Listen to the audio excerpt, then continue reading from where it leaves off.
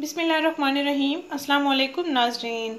दांतों की मैल, दांतों की पिलाहट दूर करने का डॉक्टर खुरम का बताया हुआ ज़बरदस्त टोटका। नाजरीन, चेहरे की खूबसूरती के साथ साथ दिलकश और हसीन मुस्कुराहट खूबसूरत दांतों की मरून मिन्नत होती है, इसलिए दांतों की खूबसूरती का ख्याल ज़रूर रखा जाए।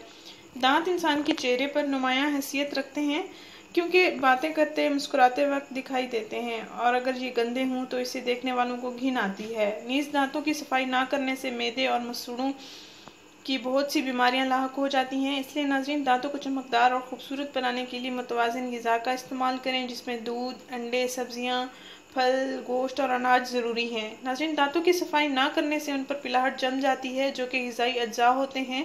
खुराक चबाते वक्त हमारे दांतों पर चिपक जाते हैं और पिलाहट की शक्ल अख्तियार कर लेते हैं,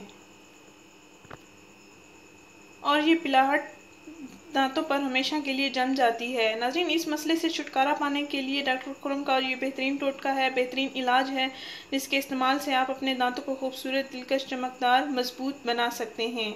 नाज़रीन, दांतों की पिलाहट दूर करने का डॉक्टर खुरम का बताया हुआ टोटका ये है। आपने करना ये है कि सरसों का तेल लेना है और नमक लेना है। सरसों का तेल 1 चम्मच लेना है और उसमें आधा चम्मच नमक मिक्स कर लेना है। फिर अपने दांतों पर ब्रश से लगाते रहें और 5 मिनट तक ब्रश करते रहें।